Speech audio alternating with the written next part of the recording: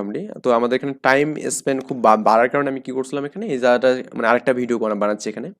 তো আমাদের এখানে নেক্সট যে স্টেপটা আছে এভাবেই সূচকের সাহায্যে যে শুধু কষ্ট কমানো যায় ব্যাপারটা এমন না, বরং অনেক সময় বড় সংখ্যাকে ছোট আকারে লেখা যাবে এখানে। ওকে, তো এবার আমাদের এখানে সূর্য থেকে পৃথিবীর যে দূরত্বটা আছে এটা একটু আমরা দেখি ঘর পূরণের মাধ্যমে কি বলছে এখানে। এখানে আমাদের কি আছে 15 পর কয়টা আছে জানো, একটা দুইটা তিনটা চারটা পাঁচটা ছয়টা সাতটা শূন্য আছে এখানে, তাই না?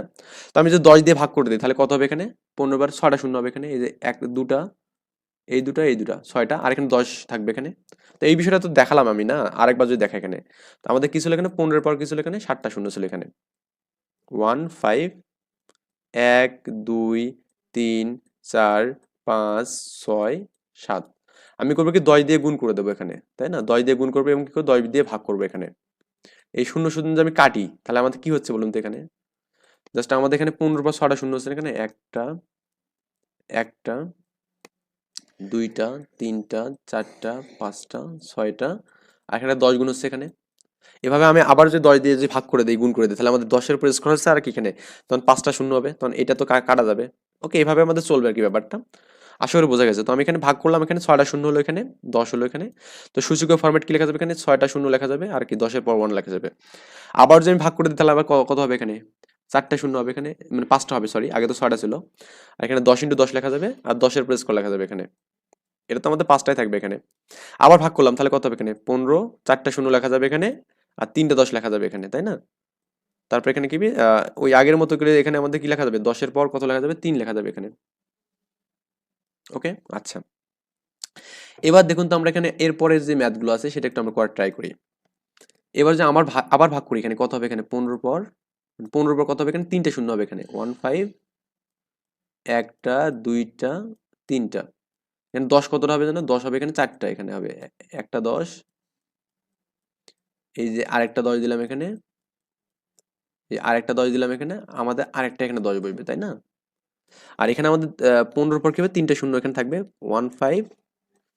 তো আপনারা একটু ভালো করে সুন্দর করে খাতায় লিখবেন এখানে। ওকে, আমি জাস্ট বুঝাচ্ছি জিনিসগুলো, মানে মূল বিষয় বুঝলে সবকিছু পারা যাবে ইনশাল্লাহ।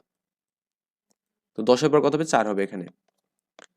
এখন আমাদের আবার কি হবে এখানে, এবার আবার কি হবে, 15 পর এখানে দুটো শূন্য থাকবে, এবার 15 পর কি থাকবে এখানে, দুটো শূন্য থাকবে এখানে, এই দুটো শূন্য দিলাম এখানে।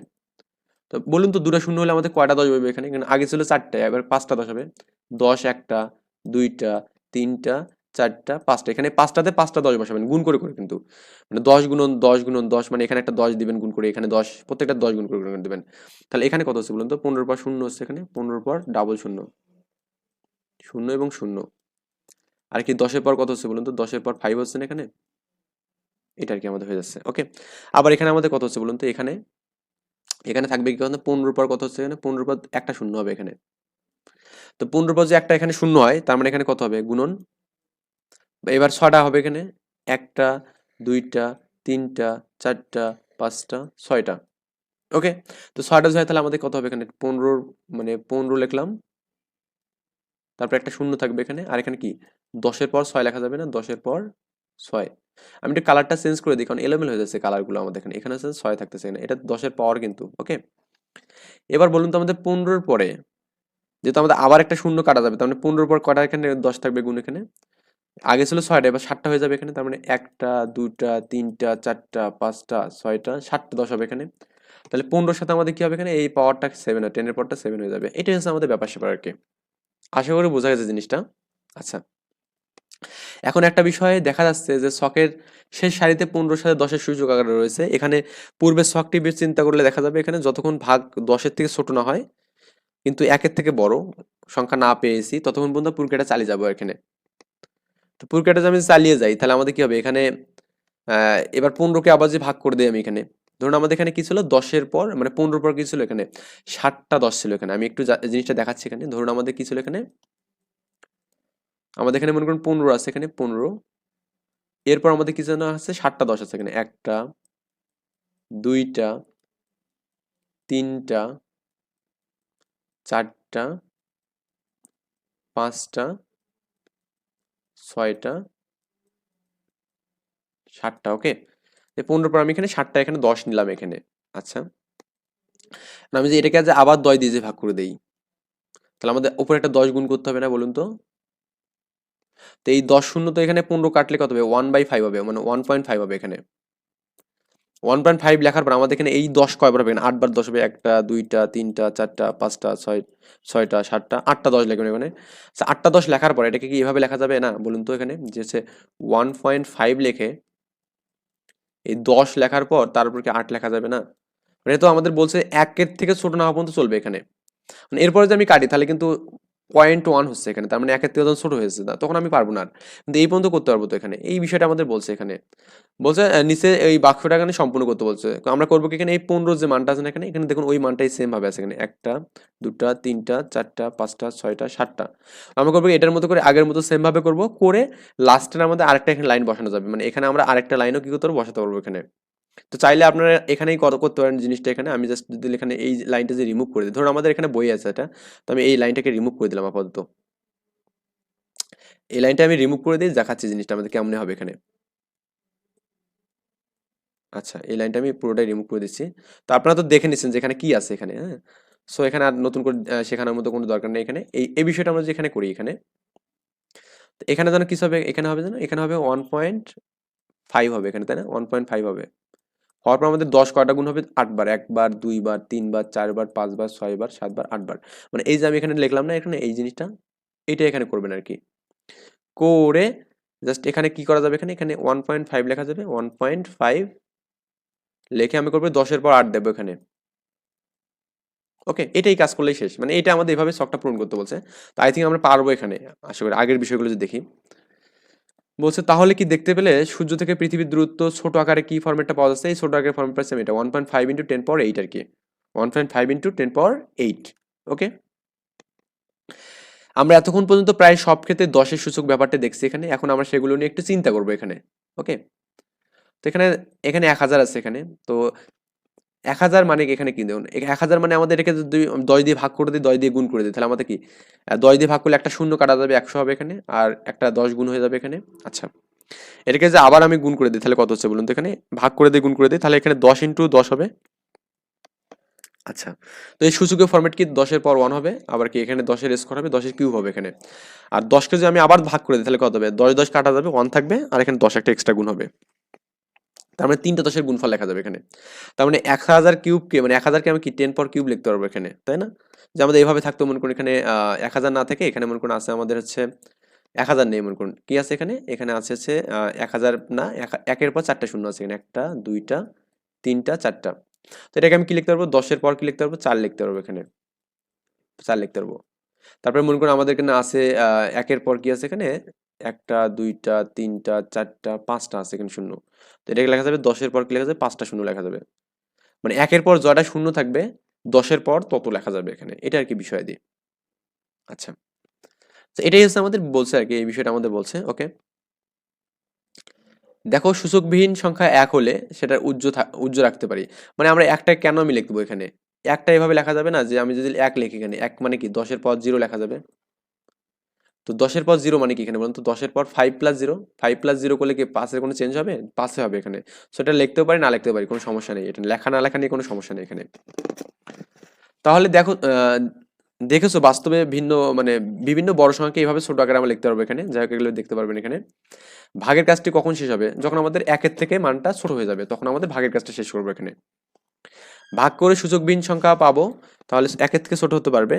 মানে আমাদের এখানে জাস্ট এই বিষয়গুলো আমরা যেগুলো অলরেডি দেখেছি সেগুলো আমাদের বলছে। তো একক কাজ একটা আমাদের কাজের কথা বলছে এখানে। তোমরা নিশ্চয়ই কোভিড-19 মহামারী সম্পর্কে অবগত আছো। মারাত্মক ছোঁয়াতে এই মহামারীর কারণে পুরো পৃথিবী একটা বড় সময় স্থবির ছিল এখানে। আমরা সেই মহামারী নিয়ে একটা গণনার চেষ্টা করব এখানে। ধরো একটি বাড়িতে 3জন লোক আছে এখানে, তারা প্রত্যেকেই কোভিডে আক্রান্ত। এখন হিসাব করে দেখা গেল তারা তিনজনেই প্রত্যেকে একদিনে আলাদা আলাদা ভাবে ন্যূনতম 3জনকে আক্রান্ত করতে সক্ষম। মানে এক একজন কি করে বলে এখানে, 3জনকে আক্রান্ত করে এখানে এক একজন। তাদের দ্বারা আক্রান্ত প্রত্যেকে একদিনে আলাদা করে ন্যূনতম 3জনকে ব্যক্তিকে আক্রান্ত করে। মানে আমাদের এখানে দেখুন, প্রথমে আমাদের এখানে এই লোকটা আক্রান্ত হয়েছিল এখানে। ওকে, এই লোকটা আমাদের প্রথমে আক্রান্ত হয়েছিল। সে কি করতে পারে এখানে, ভিন্ন 3জনকে আক্রান্ত করতে পারে। তাহলে এই যে একে আক্রান্ত করলো, একে করলো এবং একে করলো, এই 3জন ব্যক্তিকে সে কি করলো, কোভিড আক্রান্ত করলো। এবং এই যে আমাদের এই ভদ্রলোক আছে, ভদ্র মহিলা আছে, এই ভদ্র মহিলা আবার কি করবে এখানে, পৃথক পৃথক ভাবে 3জনকে আক্রান্ত করতে পারবে এখানে। এই ভদ্র মহিলা এখানে পৃথক করে আমি 3জনকে আক্রান্ত করলো এখানে। আবার সেকেন্ড যে ভদ্র মহিলা ভদ্র ছেলে ছিল এখানে, এ করলো কি এখানে, এখানে এ আবার তিনজনকে আক্রান্ত করবে এখানে। ওকে, আর এই যে মুরব্বি চাচা ছিল ইনি করবে কি, এও তিনজনকে আক্রান্ত করবে। মানে প্রত্যেকে আমাদের কি হবে, তিনজনকে আক্রান্ত করবে এখানে। ওকে, তো এই বিষয়টা আমাদের বলছে এখানে।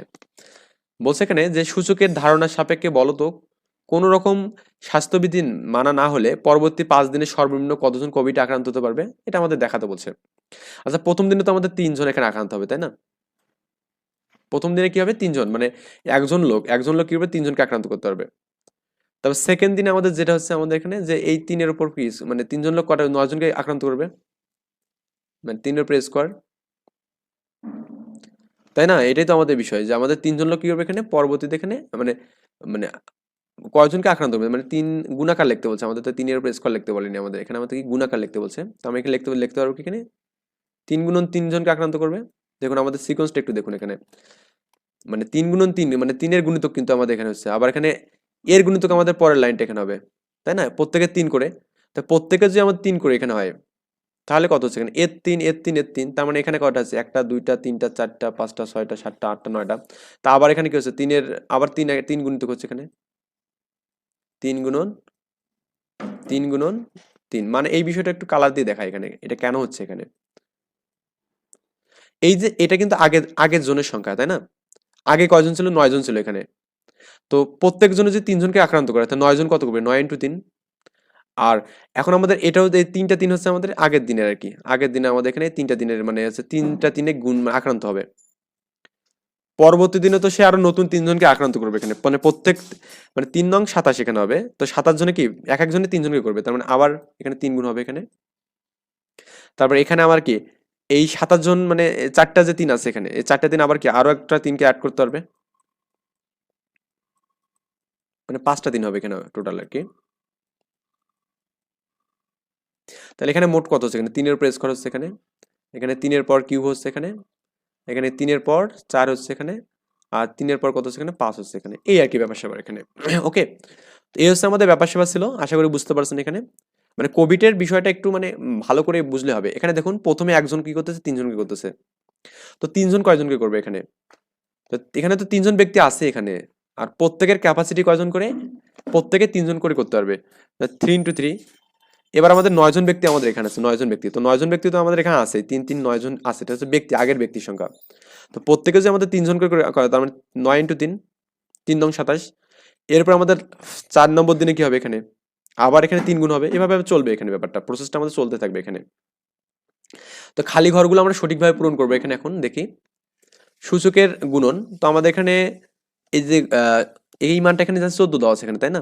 তো আমরা জানি কি, আমরা জানি বেস কমন গেলে পাওয়ার গুলো যোগ হয়, গুণ থাকলে যোগ হবে। তার মানে এখানে আছে কত, এখানে এখানে আছে 8-এর পর 5 আর 8-এর পর ফাঁকা, এখানে 8-এর পর 5 ইন্টু 8-এর পর ফাঁকা, এখানে ফাঁকা আছে, এখানে কিছু নেই। আর আমাদের একটা ইকুয়াল মান আছে, ইকুইভ্যালেন্ট মান আছে 8-এর পর 14, কি আছে এখানে, 8-এর পর 14 আছে এখানে। ওকে, তো এখানে আছে হচ্ছে 8-এর পর 14 আছে এখানে, 8-এর পর 14। তার মানে আমাদের দেখতেছি আমাদের এই পাওয়ারটার সাথে যোগ হবে, যোগ হয়ে 14 হবে। তো কত মান এখানে নিলে 14 হবে, তার মানে এখানে 14 থেকে 5 বাদ দেবো, 14 থেকে 5 বাদ দেবো, তাহলে কত হবে এখানে, 9 না? তার মানে এখানে আমাদের 9 হবে এখানে। তার মানে এই যাতে আমাদের কত পাচ্ছি এখানে, 9 পাচ্ছি এখানে। ওকে, এখানে আমি 9 পাচ্ছি, 9 আর 5-এর যোগফল কত, 14 হবে এখানে। ঠিক সিমিলার ভাবে আমাদের এখানে দেখুন, এখানে 15 আছে, এখানে কত, মানে 14-এর পর ফাঁকা আছে, তার মানে 14-এর পর 22 লাগবে। তো 15 থেকে আমাদের 22 হতে 7 লাগবে এখানে, তো এখানে 7 হবে এখানে। এখানেও সেম ভাবে এখানে দেখুন যে আমাদের এখানে এখানে কিন্তু 5 আছে এখানে, 5 আর 5-এর পর এখানে আছে, তার মানে এখানে 5 লাগবে এখানে, কারণ কি, ভিত্তি এখানে 5, কারণ 14 আর 15 যোগফল হচ্ছে 29, কিন্তু ভিত্তিটা এখানে মিসিং। এখানে দেখুন আমাদের ভিত্তি যেতে মানে 17, তার মানে আমাদের এখানেও 17 হবে এখানে, এখানেও 17 হবে, এখানেও 17 হবে। এখানে দেখুন তো কত হবে এখানে, এখানে আমাদের 18 হবে এখানে একইভাবে। এগুলো ইজি বিষয়, এগুলো পারবেন আশা করা যায়। আবার সূচকের এখানে ভাগ দেখুন, ভাগের ক্ষেত্রে কি হচ্ছে এখানে, এখানে আমাদের আছে 21 আছে 9-এর পর, তো আমাদের এখানে 9-এর পর 58 আছে এখানে, তো আমাদের কত বিয়োগ করলে আমাদের 21 হবে এখানে, তাই না? তার মানে আমরা যে 58 থেকে 21 বাদ দিই যেটা হবে সেটা আমাদের এখানে মান বসবে এখানে, 58 থেকে 21 বাদ দেবো এখানে। আচ্ছা, আমি এখানে ম্যাথটা তুলি এখানে, 9-এর পর 58, 9-এর পর ফাঁকা এখানে, তাই না? 9-এর পর 58, 9-এর পর 58 ভাগ হচ্ছে কত এখানে, 9-এর পর ফাঁকা, এই ফাঁকাটা আমার বের করতে হবে এখানে। আর মান দেওয়া আছে এখানে কি, 9-এর পর 21 দেওয়া আছে এখানে। ওকে, এটা আমাদের কত দেওয়া আছে, 9-এর পর 21। একটা বিষয় দেখুন তো, আমরা জানি যে এটা বিয়োগ করে আমাদের মানটা হতে হবে, তো এখানে কোন মানটাকে বিয়োগ করলে এই মানটা হবে? 21 হবে এখানে, কত বিয়োগ করলে? তো এই জন্য আমরা করবো কি, এখানে 21-এর সাথে এটা বিয়োগ করে দেবো একবার, কত হবে, যে মানটা হবে সেই মানটাকে এখানে রাখতে হবে। 58 থেকে আমি যদি 21 করে দেই তাহলে কত হবে বিয়োগ করলে? এখানে 7 হবে, এখানে 37 করলে হবে এখানে। দেখুন আমরা যেখানে 58 থেকে যদি আমি 37 বিয়োগ করে দিই, 3×10 = 37 বিয়োগ করে দিই, মান হবে 21। তো এখানে 1 হবে, এখানে কত 2 হবে না? এইটা আর কি বিষয় দিয়ে। তো আমাদের এখন কত বসবে? 21 বসবে এখানে, মানে 37 বসবে এখানে, মানে 3×37 বসবে এখানে। ওকে, আবার এখানে দেখুন তো 11-র পর এখানে কত হলে 8 হবে এখানে? যেহেতু আমাদের এখানে 4 আছে, 4 বিয়োগ যাচ্ছে এখানে, তার মানে এখানে কি আমাদের 8 লাগবে। তো 8-এর সাথে আমি যে 4 যোগ করে দিই তাহলে কত হবে এখানে? 12। আমি যেখানে 11-র পর 12 করে দিই, তো 12 থেকে কিন্তু 4 বাদ দিলে কত হবে? 8 হবে এখানে, তাই না? আচ্ছা, আবার এখানে আমাদের যেহেতু 35 আর 36 এটা বিয়োগ করলে আমাদের কত? 29, কিন্তু বেস কত লাগবে এখানে? 4 লাগবে এখানে বেস। আবার এখানে দেখুন তো 52-র পর এখানে 0 আছে, তার মানে এখানেও 52 আছে, তার মানে এখানেও 8 লাগবে না? মানে 8 করলে তো বিয়োগ হলে 0 হবে এখানে 52-র পর, তাই না? 47-এর পর 21 আছে, এখানে আমাদের -3 লাগবে। তো কত লাগবে? -3 লাগবে। তার মানে এখানে কত লাগতেছে? এর থেকে মানটা একটু বড় লাগবে, 3 বড় লাগবে। তো 21-এর থেকে 3 বড় কত? 24। তো 21 - 24 মানে 21, 21 - 24, এটা করলে কিন্তু আমরা মানটা এখানে পাবো, -3 পাবো এখানে। তো এখানে -57 এখানে আছে, তো এখানে আমাদের কত লাগতেছে? বেস 19 লাগতেছে, এটা তো ইজি অনেক। আচ্ছা, এখানে দেখুন আমাদের এখানে কত? 24 আছে এখানে। তো আমরা জানি বেস পাওয়ার গুলো সবসময় গুণ হয়, তো 3 × 24 না, এখানে 8 হবে, 3 আর 8-এর গুণফল 24 হবে এখানে। এখানে 12 আছে, তার মানে এখানে 2 লাগতেছে, এখানে 6 2 12 হবে, তাই না?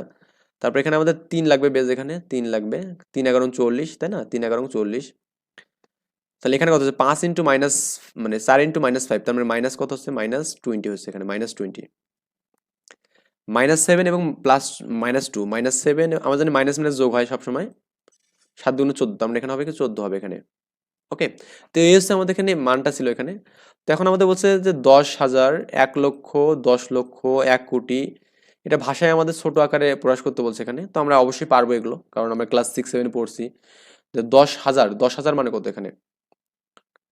মানে বলছে এখানে ভাষায় ছোট আকারে প্রকাশ করতে বলছে এখানে। তো 10,000 মানে কত হবে এখানে? 10,000, 10-এর পর 3টে শূন্য হবে, এটা 10,000।